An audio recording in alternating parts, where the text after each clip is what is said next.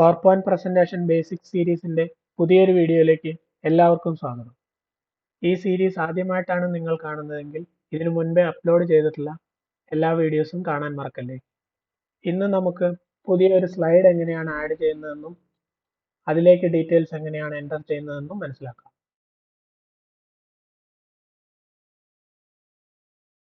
അതിനായി ഇവിടെ ഹോം ടാബിൽ ന്യൂ സ്ലൈഡ് എന്ന ഓപ്ഷൻ ക്ലിക്ക് ചെയ്യുക.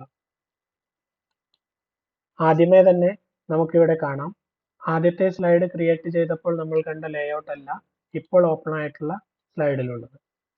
ഈ ഒരു ലേഔട്ട് ആണ് നമുക്ക് ആവശ്യമെങ്കിൽ ഇവിടെ തന്നെ ഡീറ്റെയിൽസ് ആഡ് ചെയ്യാവുന്നതാണ്.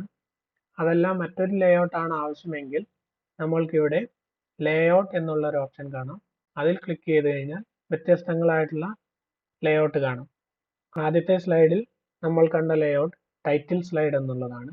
ഇപ്പോൾ ഉള്ളത് ടൈറ്റിൽ ആൻഡ് കണ്ടന്റ് എന്നുള്ള ഈ ഒരു ലേഔട്ട് ആണ്. ഇനി നമുക്ക് രണ്ട് കണ്ടന്റ് എന്തെങ്കിലുമാണ് കൊടുക്കേണ്ടതെങ്കിൽ ഈ ഒരു ലേഔട്ട് സെലക്ട് ചെയ്യാം. അതല്ല എന്തെങ്കിലും ഒരു കമ്പാരിസൺ ആണെങ്കിൽ അടുത്ത ലേഔട്ട് സെലക്ട് ചെയ്യാം. ഇനി അതൊന്നുമല്ല, നമ്മൾക്ക് സ്വന്തമായിട്ട് നമ്മളുടെ കണ്ടന്റ് മറ്റൊരു രീതിയിലാണ് ആഡ് ചെയ്യേണ്ടതെങ്കിൽ നമുക്ക് ബ്ലാങ്ക് എന്നുള്ള ലേഔട്ട് സെലക്ട് ചെയ്യാം. ബ്ലാങ്ക് ലേഔട്ട് സെലക്ട് ചെയ്ത് അതിലേക്ക് വിവിധ കണ്ടന്റ് ആഡ് ചെയ്യുന്നത് എങ്ങനെയാണെന്ന് നമുക്ക് വഴിയെ മനസ്സിലാക്കാം. ഇപ്പോൾ ഞാൻ ഇതിൽ അവൈലബിൾ ആയിട്ടുള്ള ടൈറ്റിൽ ആൻഡ് കണ്ടന്റ് എന്നുള്ള ഈ ഒരു ലേഔട്ട് തന്നെ സെലക്ട് ചെയ്യുകയാണ്. നമ്മൾ ഇപ്പോൾ കണ്ടത് ഹോം ടാബിലെ ന്യൂ സ്ലൈഡ് എന്ന ഓപ്ഷൻ ഉപയോഗിച്ചുകൊണ്ട് പുതിയൊരു സ്ലൈഡ് ക്രിയേറ്റ് ചെയ്തതാണ്. ഇതിനുള്ള മറ്റൊരു മാർഗം നമുക്ക് എന്താണെന്ന് വെച്ച് കഴിഞ്ഞാൽ, ഏതെങ്കിലും ഒരു സ്ലൈഡ് സെലക്ട് ചെയ്ത് റൈറ്റ് ക്ലിക്ക് ചെയ്ത് കഴിഞ്ഞാൽ ന്യൂ സ്ലൈഡ് എന്ന ഓപ്ഷൻ കാണാം. ആ ഒരു ഓപ്ഷൻ ക്ലിക്ക് ചെയ്താലും നമുക്ക് പുതിയ സ്ലൈഡ് അതേ ലേഔട്ടിൽ തന്നെ ക്രിയേറ്റ് ആവുന്നതാണ്. പുതിയ ഒരു സ്ലൈഡ് ക്രിയേറ്റ് ചെയ്യാനായി Ctrl+M എന്നുള്ള ഷോർട്ട് കട്ടും നമുക്ക് ഉപയോഗിക്കാം.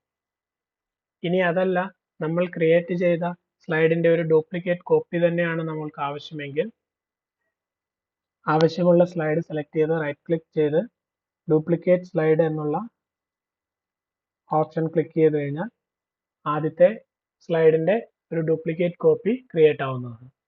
അതിനായി തന്നെ Ctrl+D എന്നുള്ള ഷോർട്ട് കട്ടും നമുക്ക് ഉപയോഗിക്കാം.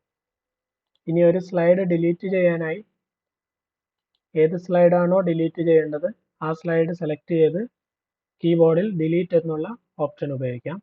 അതല്ലാതെ ഡിലീറ്റ് ചെയ്യേണ്ട സ്ലൈഡ് സെലക്ട് ചെയ്ത് റൈറ്റ് ക്ലിക്ക് ചെയ്താൽ ഡിലീറ്റ് സ്ലൈഡ് എന്നുള്ള ഈ ഓപ്ഷൻ നമ്മൾക്കിവിടെ സെലക്ട് ചെയ്താലും സ്ലൈഡ് ഡിലീറ്റ് ആവുന്നതാണ്. ഇനി നമുക്ക് നമ്മളുടെ സ്ലൈഡുകളെ ഒന്ന് ഗ്രൂപ്പ് ചെയ്യണമെന്ന് വിചാരിക്കാം. ഇപ്പോൾ ഇത് നമ്മളുടെ ആദ്യത്തെ ടൈറ്റിൽ സ്ലൈഡ് ആണെന്നും അടുത്ത രണ്ട് സ്ലൈഡുകൾ നമ്മുടെ കണ്ടന്റ് ആണെന്നും വിചാരിക്കുക. അപ്പോൾ ഞാനിതിനെ ഓരോ സെക്ഷൻസ് ആയിട്ട് ക്രിയേറ്റ് ചെയ്യാൻ പോവുകയാണ്. അതിനായി ആദ്യത്തെ സ്ലൈഡ് ടൈറ്റിൽ സ്ലൈഡ് ആണെന്ന് ഞാൻ പറഞ്ഞു. നമ്മൾക്കിവിടെ ഈ സ്ലൈഡിന്റെ മേലെ ഭാഗത്ത് ഒന്ന് ക്ലിക്ക് ചെയ്ത് കഴിഞ്ഞാൽ ഇവിടെ ഒരു ലൈൻ കാണാം. അവിടെ ഒന്ന് റൈറ്റ് ക്ലിക്ക് ചെയ്ത് കഴിഞ്ഞാൽ ആഡ് സെക്ഷൻ ഇതിൽ ക്ലിക്ക് ചെയ്ത് കഴിഞ്ഞാൽ നമുക്കിവിടെ ഒരു പേര് നൽകി അതിനെ ഒരു സെക്ഷനായി ക്രിയേറ്റ് ചെയ്യാം. ഇപ്പോൾ ഞാനിവിടെ ടൈറ്റിൽ എന്നുള്ള പേര് നൽകുന്നു.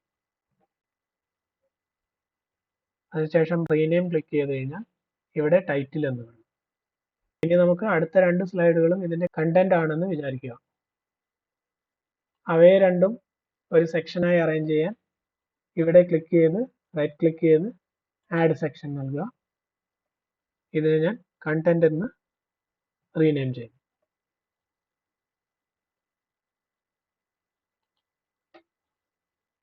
ഇപ്പോൾ നോക്കിക്കഴിഞ്ഞാൽ ഈ കണ്ടന്റ് എന്നുള്ളതിൽ ക്ലിക്ക് ചെയ്ത് നമുക്ക് മൂവ് ചെയ്ത് കഴിഞ്ഞാൽ അത് രണ്ടും ഒരു സെക്ഷൻ ആയിട്ട് എങ്ങോട്ട് വേണമെങ്കിലും മൂവ് ചെയ്യാവുന്നതാണ്.